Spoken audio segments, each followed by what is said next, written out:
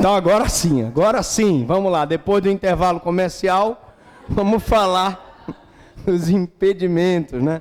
Então eu falava da súmula 206, que anula o julgamento ulterior pelo júri com a participação de jurado que funcionou em julgamento anterior, né? Do mesmo processo. Então, se você funcionou no primeiro júri, você não pode funcionar no segundo júri. Bom, e depois da questão dos impedimentos, eu tenho as recusas peremptórias.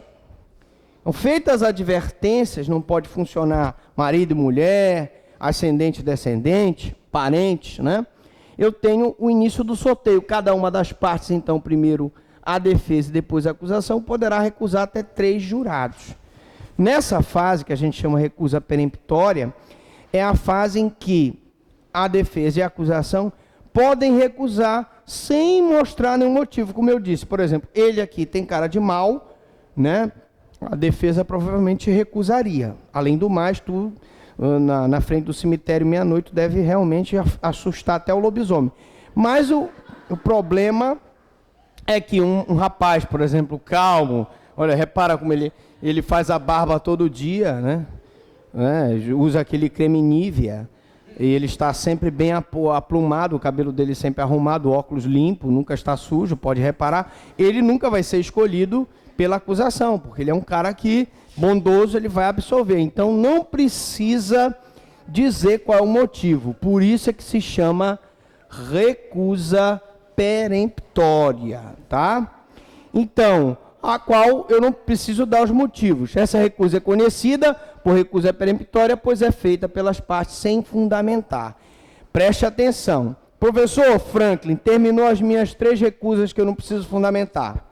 Eu sei que um jurado ali, que já foi escolhido, é tio do sobrinho que acabou de ser escolhido. Eu posso levantar a mão e dizer, gostaria de impugnar esse jurado, porque ele é tio do outro jurado? Posso, tranquilamente. Não tem problema nenhum, tá certo? Bom, cada parte poderá recusar um número ilimitado de jurados, havendo algum impedimento legal. Tinha até uma questão no questionário, que as pessoas me perguntaram, o seguinte, quantas recusas eu posso ter? Ora, se for todo mundo parente, um do outro, não é isso? Eu posso recusar quantos eu tiver conhecimento. Não existe um limite legal, tá certo?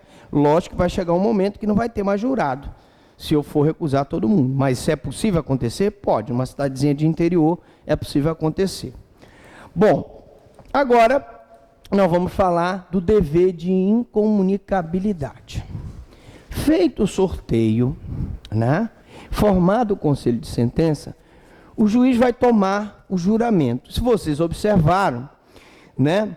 Ele vai dizer, concito-vos a examinar essa causa com imparcialidade de acordo com os ditames da justiça.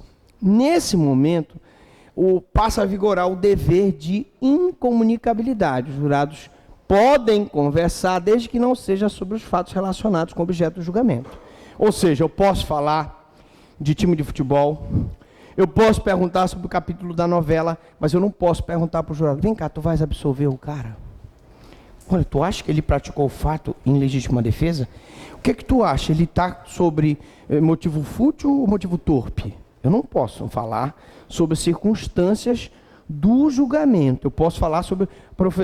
Professor, o jurado pode pedir água? Pode dizer para o juiz que quer ir ao banheiro? Claro que pode. Não significa que ele não vai falar, mas ele não pode falar ao telefone, ele não pode mandar e-mail, ele não pode mandar WhatsApp. Manda um WhatsApp para o cara que está fora lá, através do celular, e o cara diz, olha rapaz, aqui está a maior manifestação para condenar o cara. Ele não pode fazer isso. Qualquer tipo de comunicação sobre o julgamento, desde que fique provado, é causa de anulação do julgamento. O jurado não pode falar ao telefone e nem pela internet. Atos instrutórios. Relatório. O juiz passa a ser feito um relatório escrito e entregue aos jurados. O que é o relatório? O relatório é a história relevante daquele processo do tribunal do júri. Lá estão os principais atos praticados no tribunal do júri, tá? Então eu vou colocar tudo que antecedeu aquela pronúncia, sem colocar nada no relatório.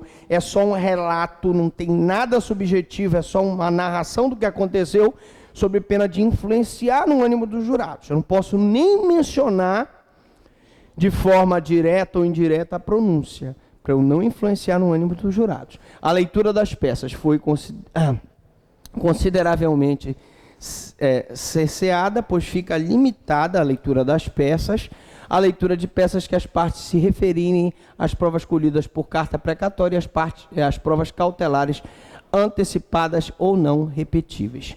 Então, antigamente, eu tinha aquela leitura de peças, ficavam horas lendo peças que o promotor e a defesa, a acusação e a defesa pediam para ser lida em plenário. Hoje não. A leitura ficou bem limitada. Eu tenho provas colhidas por carta precatória, um depoimento que não foi feito lá na sessão de julgamento, foi feita numa outra comarca. Provas cautelares, e aí eu tenho busca e apreensão, eu tenho um exame de um determinado corpo de delito, né? E as provas antecipadas, como, por exemplo, eu ouvi uma senhora de idade que presenciou o fato e depois essa senhora veio a falecer. Eu antecipei a produção de provas, por exemplo. Fora isso, nós temos a inquirição das testemunhas, sempre primeiro as da acusação e depois as de defesa, porque a inversão na ordem do depoimento gera tumulto processual cabível correção parcial. Na sessão de julgamento, a inquirição é direta, ou seja, é feita pela parte diretamente. Então, você é o promotor do caso, você pode perguntar diretamente à testemunha. A defesa pergunta também diretamente à testemunha. Professor Franklin, se o juiz cercear, impedir que essa pergunta seja feita diretamente, aí você vai entrar com mandado de segurança. Em linhas gerais, sobre recursos, temos um macete para vocês. Em linhas gerais, se eu tenho uma decisão terminativa, definitiva, né, eu tenho que recorrer através da apelação. Se eu tenho uma decisão terminativa ou interlocutória mista, eu uso o recurso em sentido estrito. Se eu tenho uma decisão que viola o meu direito líquido e certo, eu estou acabando de dizer para vocês que aqui eu tenho o direito líquido e certo de perguntar diretamente para a testemunha. Se o juiz me cerceia esse direito, uma violação de direito líquido e certo, eu entro com mandado de segurança criminal. E se eu tiver uma ofensa ao direito de ir e vir, eu entro com HC. Repetindo, decisões definitivas, recurso de apelação. Decisões terminativas ou interlocutórias mistas, recurso em sentido estrito. Violação do direito líquido e certo, mandado de segurança. E violação do direito de ir e vir, habeas corpus. Se o juiz impede a oitiva direta, se o juiz indeferir a inquisição direta às testemunhas, as partes deverão imediatamente, sob pena de preclusão, fazer constar em ata, e daquele indeferimento ela pode entrar com mandado de segurança. O indeferimento e inquisição direta das testemunhas é uma causa de nulidade relativa. Se você não fizer constar em ata no momento oportuno, a nulidade relativa, se você não constar, ela convalida, né? Vocês lembram disso? Nulidade relativa convalida, nulidade absoluta nunca se convalida, podendo ser arguída até em grau de jurisdição. Se não houver prejuízo para a acusação e para a defesa, o Tribunal de Justiça não vai declarar a nulidade. Finalmente, nós temos o interrogatório, que se proíbe o uso de algemas no réu. Uso de algemas, só para vocês lembrarem, nós colocamos isso na aula de prisões, medidas cautelares e liberdade provisória, só em situação de extrema necessidade, quando houver prejuízo para a segurança da ordem pública ou segurança do réu, em decisão fundamentada. Como regra, medida harmônica com a dignidade da pessoa humana. Eu ainda cheguei a fazer júri com réu algemado, hoje já não existe mais isso, né? Mas como eu sou de 1900 de Aracide Almeida, já faz muito tempo. Separação de julgamento. dificultou-se a separação de julgamento de coautores e partícipes. E aí, atenção, senhores, se eu tenho um julgamento em que eu tenho coautores e partícipes, primeiro são julgados os autores e coautores, depois são julgados os partícipes. Atenção, no júri vai haver separação de processo. Eu tenho vários acusados. Um é o autor, outro é o coautor, outro é o partícipe. Sempre primeiro os autores e coautores para depois julgar o partícipe, tá? Determinando que, havendo cisão, havendo divisão, né, seja primeiro julgado o autor do fato, depois os coautores e partícipes, sob pena de ferir o princípio constitucional da plenitude de defesa.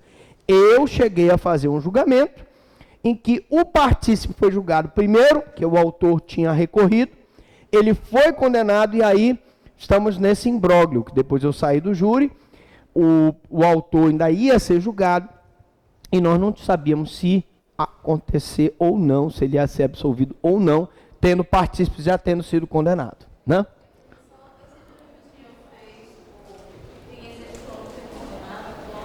Esse júri, não, ele foi absolvido por falta de provas, tá? Não havia provas.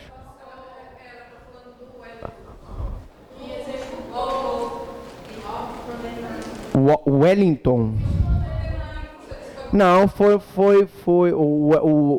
o executor Wellington foi condenado a 29 anos, foi. Bom, gente, na próxima aula, sim, nós vamos falar sobre Tribunal do Júri, parte 7. Alguma dúvida, alguma pergunta?